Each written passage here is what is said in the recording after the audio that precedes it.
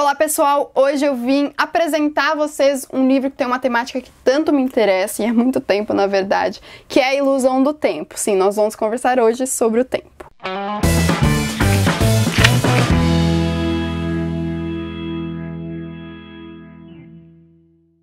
Algumas pessoas encaixam esse livro aqui na literatura infantil, porém eu não acho que seja apenas isso. Sim, você tem aqui um ambiente, uma aura de conto de fada, de fábulas, inclusive é o formato desse tipo de história.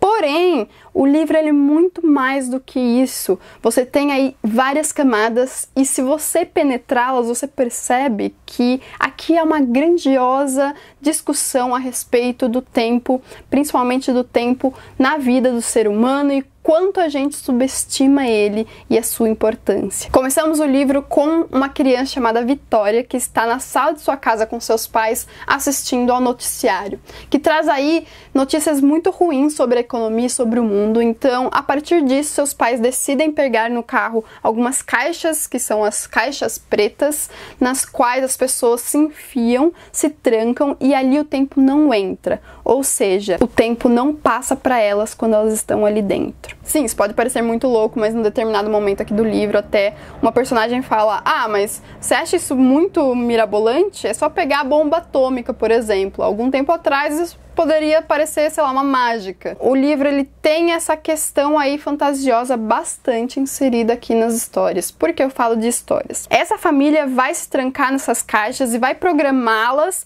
para serem abertas apenas quando o mundo estivesse ok, tudo às mil maravilhas. Só que a gente sabe que isso nunca iria acontecer, certo? E a Vitória, ela acaba sendo liberada dessa caixa muito tempo antes do mundo realmente ficar melhor. Para ela, então, nem um segundo passou do que era antes, mas ela sai no mundo que é a casa dela, teoricamente deveria ser, mas ela não reconhece direito porque décadas, muito tempo, na verdade, se passou, o mundo não melhorou e por isso todas as pessoas estão dentro de caixas e não estão vivendo. O mundo, ele foi abandonado, se é que vocês me entendem. E por isso tudo está às traças, sabe? Tudo está tomado pela natureza e destruído. O tempo tomou conta dessa casa e não dos corpos que estavam dentro dessas caixas. Nisso aparece um menininho que a resgata e a leva para uma outra casa na qual há uma senhora, a Rosa, contando uma história para várias crianças que são resgatadas, que saem de caixas assim por conta da programação ter falhado. Segundo essa senhora, é só ouvindo a história que ela está contando que eles vão conseguir salvar o mundo dessa hipnose, vamos dizer. Veja bem, nada funciona, tudo está destruído, as casas estão destruídas, os shoppings, tudo mesmo, não há comida, não há gente na rua. Então tá, nós temos essa outra história e com o tempo a gente vai perceber que a história da Vitória e a história que a Dona Rosa está contando, elas vão se interligar lá na frente. Mas a história, então, ela conta sobre a vida de uma princesa chamada Obsidiana. Seu pai era o rei de todo mundo, o rei Demon.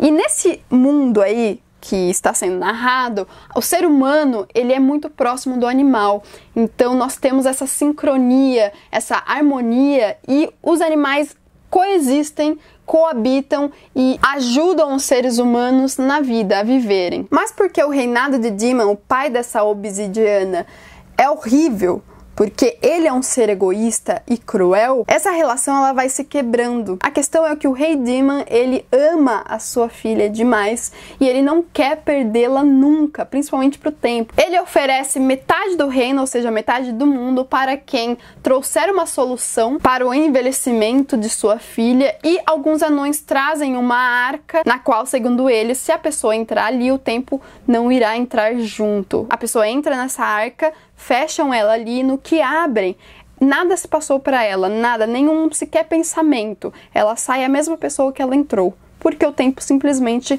não entrou ali naquela arca, então não se passou para essa pessoa. Ok, o rei conseguiu o que ele queria, a princesa ela acaba se tornando a princesa eterna, porque nenhum tempo passa para ela, apenas alguns segundos de sua vida, que é o que o rei permite para ela. Mas os anões, eles não aceitam a metade do mundo, né? E eles acabam humilhando o rei. Nisso o rei vai tentar matá-los e no que ele desfere então o golpe de machado para decepar, um dos anões, ele parte o mundo em dois. Há muitos significados aqui. Essa separação do mundo, na verdade, é a separação do mundo que se chama Pangeia.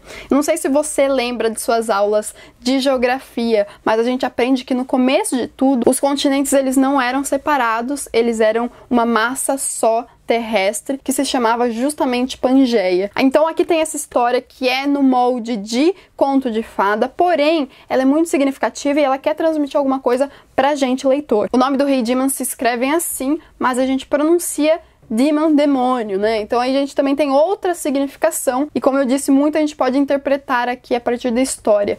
É por isso que eu acho que esse livro ele não pode ser apenas categorizado como livro infantil, entendem? Porque é uma história que quer transmitir muito mais do que parece.